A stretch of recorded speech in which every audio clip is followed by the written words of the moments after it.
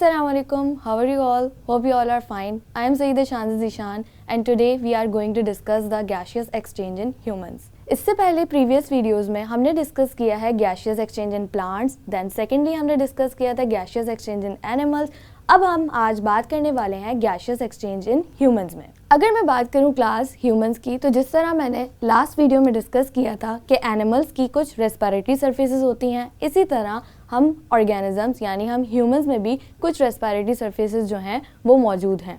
तो क्लास हम बात करते हैं रेस्पिरेटरी सिस्टम यानी ह्यूमन का आज हम पढ़ने वाले हैं और वो कैसा है और किस तरह से इसका पूरा प्रोसेस जो है वो परफॉर्म हो रहा है। अगर मैं बात करूं रेस्पिरेटरी सरफेसेस की, तो जिस तरह मैंने लास्ट वीडियोस में डिस्कस किया था कि प्लांट्स की जो रेस्पिरेटरी सरफेस होती है वो स्टोमेटा होती है, इसी तरह एनिमल्स की कुछ अलग मैंने रेस्पिरेटरी सरफेसेस आपको बताई थी। इसी तरह जब हम ह्यूमंस की बात करते हैं तो ह्यूमंस का जो रेस्पिरेटरी सिस्टम है वो किस पे कंसिस्ट करता है, पेयर्ड लंग्स पे, यानी हमारे पास 2 लंग्स मौजूद होते हैं जो कि हमारे कहाँ होते हैं, इनसाइड थोरेसिक चेस्ट कैविटी, वहाँ पर हमारे प्रेजेंट होते हैं, और जो हमारा एब्डोमेन यानी जो स्टमक होता है उससे ऊपर प्रेजेंट होते हैं। आइए फर्दर इसको डिस्कस करते हैं। अगर मैं बात करूं लंग्स की, तो बेटा मेरे पास लंग्स क्या होते हैं, लंग्स जो होते हैं हमारे पास 2 बलून शेप के स्ट्रक्चर होते हैं जो कि बहुत स्पंजी होते हैं और कैसे होते हैं, पिंकिश इन अपीयरेंस, यानी वो कलर उनका जो होता है वो कैसा होता है, पिंकिश होता है, पिंक टाइप की उनकी अपीयरेंस होती है। अब बात करते हैं फर्दर, तो लंग्स मेरे पास 2 मेम्ब्रेन्स होती हैं, प्लूरल मेम्ब्रेन्स, जिससे वो कवर्ड हुए हुए होते हैं, क्योंकि 2 लंग्स हैं तो दोनों किससे कवर्ड हुए हुए होते हैं, प्लूरल मेम्ब्रेन्स से कवर्ड हुए हुए होते हैं। और साथ ही अगर हम बात करें तो दोनों जो सेपरेट हुए हुए होते हैं, बेसिकली एक फ्लूइड जो इनके पास मौजूद होता है इन दोनों के दरमियान वो प्रेजेंट होता है। वो फ्लूइड क्या काम कर रहा होता है बेटा, वो एज अ लुब्रिकेंट एक्ट कर रहा होता है, यानी वो उन दोनों को आपस में जुड़े भी रख रहा होता है, लेकिन वो आपस में उनको कोलैप्स यानी टूटने से और उनको प्रोटेक्ट कर रहा होता है कि वो आपस में मिले नहीं, जॉइन ना हो। दैट्स वाई वो उनको प्रोटेक्ट कर रहा होता है, वो फ्लूइड एज अ हेल्प के तौर पर वहाँ पर मौजूद होता है। अगर हम आगे फर्दर बात करें तो बेटा मैंने जिस तरह आपको बताया कि लंग्स जो होते हैं वो किससे कवर हुए हुए होते हैं, प्लूरल मेम्ब्रेन से, 2 मेम्ब्रेन से कवर हुए हुए होते हैं और उनके दरमियान क्या होता है, फ्लूइड प्रेजेंट होता है। साथ ही साथ लंग्स का अगर हम एक्सटर्नली बात करें तो वो एक बोनी केज यानी एक जैसे पिंजरा टाइप के स्ट्रक्चर में जो है वो कैद हुए हुए होते हैं। अगर हम फर्दर बात करें तो जिस तरह मैंने बताया कि वो बोनी केज यानी जो एक स्ट्रक्चर होता है जिसके अंदर वो कैद हुए हुए होते हैं, वो होती हैं हमारी बेसिकली रिब्स, जिसे हम पसलियाँ कहते हैं। क्लास वो पसलियाँ क्या काम कर रही होती हैं, वो लंग्स को प्रोटेक्ट भी कर रही होती हैं और वो हमारा जो वर्टिबल कॉलम है यानी जो हमारी स्पाइनल कॉर्ड जो यहाँ से ज्वाइंट हो रही है ब्रेन से, वर्टिबल कॉलम से हमारे बैकवर्ड से और फ्रंट तक मूव करती हुई आ रही होती हैं। 12 पेयर्स ऑफ रिब्स हमारे पास तकरीबन मौजूद होती हैं। साथ साथ वो रिब्स किस तरह अटैच हुई हुई हैं बेटा, वो इंटरनल कोस्टल मसल्स के साथ अटैच हुई हुई हैं। इंटरनल कोस्टल मसल्स भी मेरे पास 3 तरीके की होती हैं, एक होती है इंटरनल कोस्टल मसल्स, एक होती है मेरे पास एक्सटर्नल इंटरकोस्टल मसल और एक होती है मेरे पास इनर मोस्ट इंटरकोस्टल मसल्स। आपकी बुक में इतनी डिटेल डिस्कस नहीं की हुई, मैंने जस्ट आपको इसको क्लासिफाई करके बता दिया कि बेसिकली ये 3 तरीके की इंटरकोस्टल मसल्स होती हैं जो कि रिब्स के दरमियान प्रेजेंट होती हैं, जो बोनी केज टाइप का स्ट्रक्चर होता है, और वो किस काम में हेल्प कर रही होती हैं, बेसिकली रिब्स को आपस में जुड़े रखने के लिए हेल्प कर रही होती हैं। ये मैंने बताया आपको लंग्स का आउटर स्ट्रक्चर, यानी लंग्स इन बोनी केजेस के अंदर जो होते हैं वो क्या होते हैं, प्रिवेंट होते हैं और इससे जो है वो कवर्ड हुए हुए होते हैं। ये तो हमने बात की इंटरनल कोस्टल मसल्स की। अब चलिए थोड़ा सा डाउन चलते हैं, अब बात करते हैं डायाफ्राम की। बेटा यहाँ जो वर्ड डायाफ्राम यूज़ हुआ है वो बेसिकली क्या है, डायाफ्राम एक शीट ऑफ मसल्स होती है जो कि किस लिए वहाँ मौजूद होती है, लंग्स यानी जो हमारा थोरेसिक चेस्ट कैविटी है उसको और जो हमारा एब्डोमेन स्टमक होता है उसको बेसिकली क्या कर रही होती है, सेपरेट कर रही होती है, हमारे लंग्स के फर्दर ही मौजूद होती है और सेपरेशन के तौर पे एज अ एक्ट कर रही होती है। तो चलिए आइए आगे फर्दर डिस्कस करते हैं। अगर मैंने जिस तरह बात की कि हमारे पास जो होता है वो डायाफ्राम प्रेजेंट होता है जो कि स्टमक और लंग्स को क्या कर रहा होता है, आपस में सेपरेट कर रहा होता है। इसी तरह मेन मुद्दे पे आते हैं, हमारा जो लंग है बेसिकली वो किस से मिलकर बना है। अगर हम एक ईच लंग्स की बात करें तो मिलियंस ऑफ एल्व्यूलाई बहुत सारे मिलियंस ऑफ एल्व्यूलाई से मिलकर हमारा लंग्स जो है वो बना है। इसकी हम डायग्राम को भी देख लेते हैं। अगर आप यहाँ पर इसकी डायग्राम पे फोकस करें तो ये देखें मेरे पास यहाँ पर 2 लंग्स प्रेजेंट हैं और ये इसकी अपीयरेंस भी आप देख सकते हैं, ये किस तरह है, पिंकिश इन अपीयरेंस है। फर्दर इसके जो पार्ट्स यहाँ पर जो मेंशन हुए हुए हैं हम उसको भी आगे डिस्कस करते हैं। तो जैसा कि मैंने बताया कि एल्व्यूलाई हमारे जो होते हैं वो रेस्पिरेटरी स्ट्रक्चर्स होते हैं जो कि कहाँ, लंग्स में प्रेजेंट होते हैं और लंग्स बहुत सारे एल्व्यूलाई से मिलकर बना है। अगर हम ईच लंग्स की बात करें तो ईच लंग्स में बहुत सारे मिलियंस ऑफ एल्व्यूलाई हैं जो कि प्लूरल्स में हम क्या कहते हैं उससे एल्व्यूलाई, जबकि अगर हम एक एल्व्यूलाई को उठाएं तो सिंगुलर में वो कहा जाता है एल्व्यूलस। एल्व्यूलस बेसिकली क्या होता है बेटा, मेरे पास एक रेस्पिरेटरी सरफेस है और ये क्या होता है, एक माइक्रोस्कोपिक पाउच लाइक स्ट्रक्चर है जो कि रेस्पिरेटरी सरफेस के तौर पर एक्ट कर रहा होता है और इसी के थ्रू हमारे एक्सचेंज ऑफ गैसेस का फिनोमेना परफॉर्म हो रहा होता है। अब फर्दर हम आगे इसके पार्ट्स को डिस्कस करते हैं कि किस किस पार्ट्स में हमारे एयर पैसेजवेज जो हैं वो डिवाइड हुए हुए हैं। तो चलिए आइए डिस्कस करते हैं कि एयर पैसेजवेज के कितने पार्ट्स होते हैं। सबसे पहले क्लास हमारे पास होते हैं नॉस्ट्रल्स, देन हमारे पास फर्दरली होता है ट्रैकिया, ट्रैकिया के बाद हमारे पास होते हैं ब्रोंकाई, 2 ब्रांचेस में टूट रहे होते हैं, उसके बाद फर्दर वो आगे जाके ब्रोंक्यूल्स में टूट रहे होते हैं। इससे पहले अगर मैं बात करूं तो मेरे पास नॉस्ट्रल्स मौजूद हैं। हम सबके पास जो नॉस्ट्रल्स होते हैं एक्सटर्नल इंटरनॉस्ट्रल्स जो कहलाए जाते हैं, उन्हें नेजल सैक्स भी कहते हैं। उनका बेसिकली क्या काम होता है क्लास, उनका काम ये होता है कि उनके अंदर सीलेटेड एपिथेलियल लाइनिंग जो होती है वो मौजूद होती है। वो क्या कर रही होती है क्लास, जो बाहर से एयर में अगर हमारे पास डस्ट या जर्म्स वगैरह आ रहे होते हैं तो वो उस एयर को क्लीन कर रही होती है because of just flickering movement, यानी हेयर्स की जो होती है वो फ्लिकरिंग सी ऐसी मूवमेंट होती है जिसके थ्रू वो क्या कर रहे होते हैं, कोई भी अगर डस्ट पार्टिकल या जर्म्स वगैरह आ रहे हैं तो उस एयर को जो है वो क्लीन कर रही होती है और आसानी के साथ हमारी जो रेस्पिरेटरी सरफेस जो लंग्स में प्रेजेंट हैं एल्व्यूलाई वहाँ तक पहुँचा रही होती है। तो आइए इसके एक एक पार्ट को डिस्कस करते हैं। अगर मैं बात करूं इसके सबसे पहले पार्ट की तो मेरे पास होता है मौजूद ट्रैकिया। ट्रैकिया क्या होता है, ट्रैकिया जो होते हैं ओपनिंग होते हैं नेजल सैक्स की, यानी मेरे पास नॉस्ट्रल्स हैं, नॉस्ट्रल्स फर्दर जाके एक लॉन्ग सी ट्यूब में ओपन हो जाते हैं जिसे मैं कहते हैं ट्रैकिया। ट्रैकिया के फर्दरली अगर हम आगे जाएं तो ट्रैकिया के बाद मेरे पास एक बॉक्स लाइक स्ट्रक्चर आता है जिसे कहते हैं लैरिंग्स। यहाँ पर आपकी बुक में एक स्ट्रक्चर मौजूद नहीं है। लैरिंग्स से पहले मेरे पास क्लास फेरिंग्स भी आता है। फेरिंग्स भी एक स्ट्रक्चर होता है, वो जस्ट एज अ पैसेजवे एक्ट कर रहा होता है। इसी तरह मेरे पास एक लैरिंग्स होता है। लैरिंग्स का काम क्या होता है, लैरिंग्स जो होता है वो साउंड बॉक्स कहलाता है। इसे साउंड बॉक्स क्यों कहते हैं, क्योंकि ये साउंड की प्रोडक्शन में हेल्प कर रहा होता है और इसे इसलिए वोकल कॉर्ड्स को जो है वो साउंड की प्रोडक्शन में हेल्प करवाता है, दैट्स वाई इसको साउंड बॉक्स भी कहते हैं।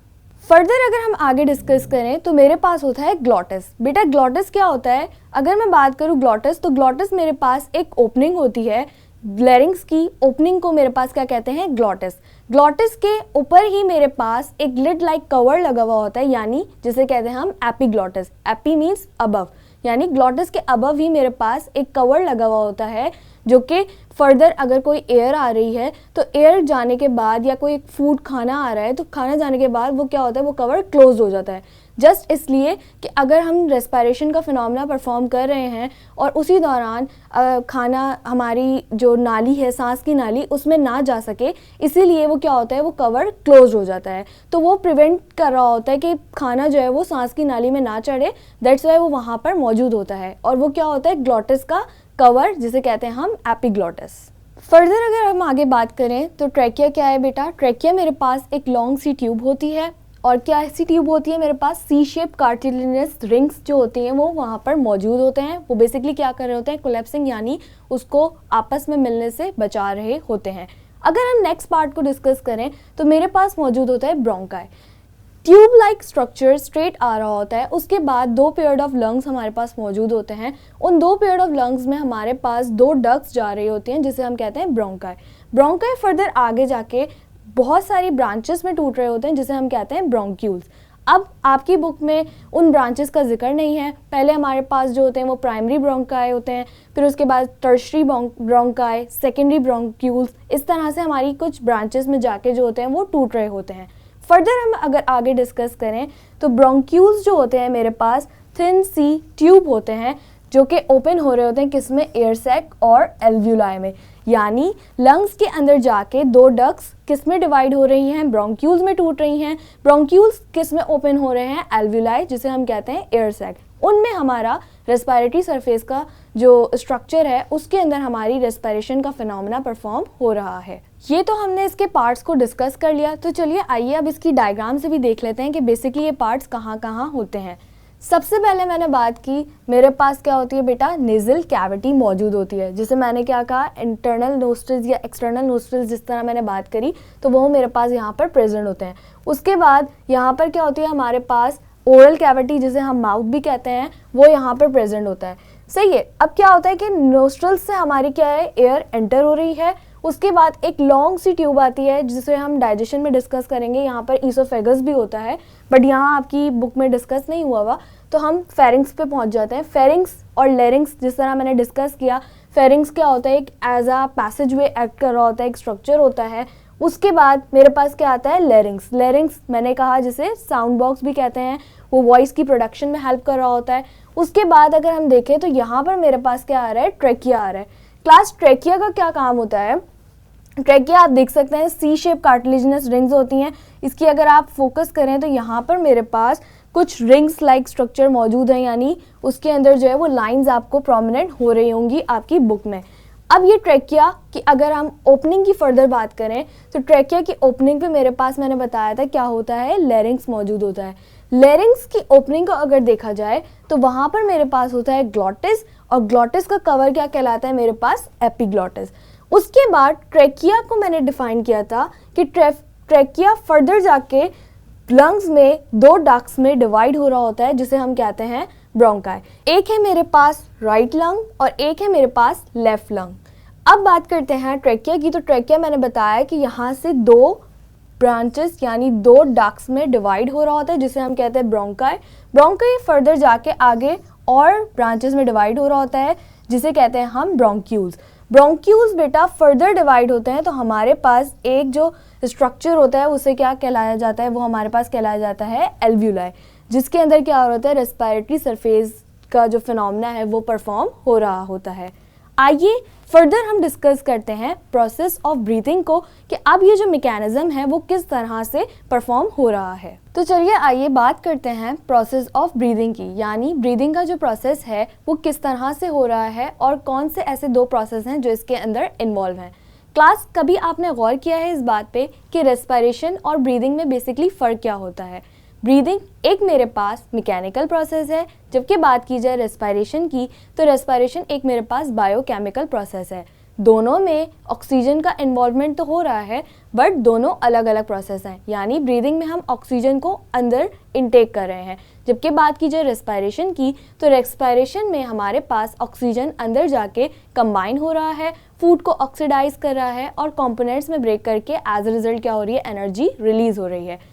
अब हम कुछ डिस्कस कर लेते हैं कि लंग्स की बेसिकली कैपेसिटी क्या होती है। अगर मैं बात करूं ह्यूमन लंग्स की कैपेसिटी की, तो बेटा ह्यूमन लंग्स की कैपेसिटी मेरे पास 5 लीटर्स तक मौजूद होती है, बट हम क्या कर रहे होते हैं, हम इस हाफ अमाउंट को यूज़ कर रहे होते हैं। इतनी हमारे अंदर रेस्पिरेटरी सरफेस के अंदर गुंजाइश होती है कि हम इतनी एयर को जो है अपने अंदर स्टोर कर सकें, बट हम क्या कर रहे होते हैं, इसको हाफ अमाउंट में यूज़ कर रहे होते हैं।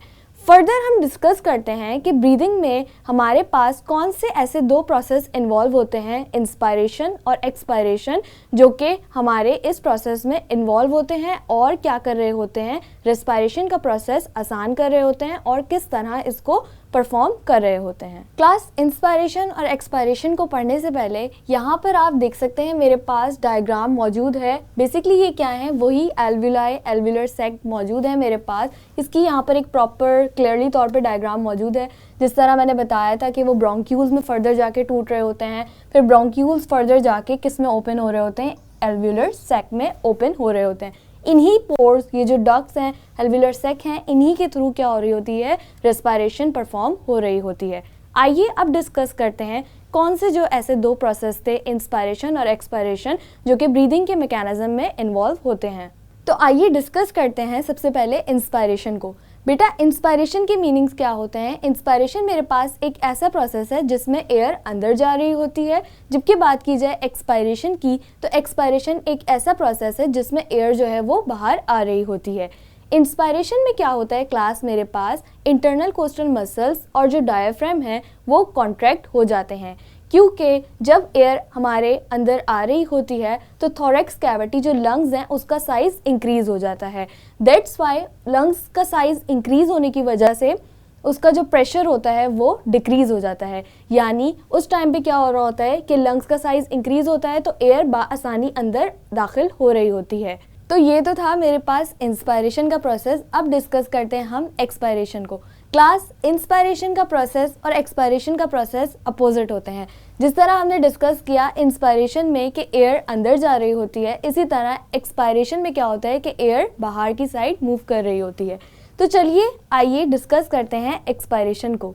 यहाँ मेरे पास मौजूद है एक्सपायरेशन का प्रोसेस। एक्सपायरेशन के प्रोसेस में क्लास क्या हो रहा है कि एयर जो है वो अंदर से बाहर जा रही है। इस टाइम पे क्या होता है कि इंटरनल कोस्टल मसल्स और जो डायफ्राम होते हैं वो रिलैक्स हो जाते हैं और एयर बाआसानी जो होती है वो बाहर मूव कर जाती है।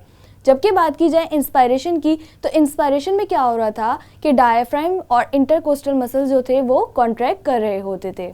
फर्दर अगर हम आगे बात करें तो एक्सपायरेशन और इंस्पायरेशन में मैंने जिस तरह बताया कि दोनों इंटरकोस्टल मसल्स और डायफ्राम की मूवमेंट अलग अलग होती है। यानी इंस्पायरेशन में मेरे पास क्या हो रहा होता है कि इंटरकोस्टल मसल्स और जो डायफ्राम होते हैं वो कॉन्ट्रैक्ट कर रहे होते हैं, जबकि अगर बात की जाए एक्सपायरेशन की तो एक्सपायरेशन में इंटरकोस्टल मसल्स और जो डायफ्राम होते हैं वो मेरे पास रिलैक्स कर रहे होते हैं। यहाँ अगर हम इसकी डायग्राम पे फोकस करें तो मेरे पास यहाँ दो डायग्राम्स मौजूद हैं। ये मेरे पास किस प्रोसेस की डायग्राम है? इंस्पायरेशन की। जबकि ये बात की जाए तो किस प्रोसेस की डायग्राम है? मेरे पास एक्सपायरेशन की।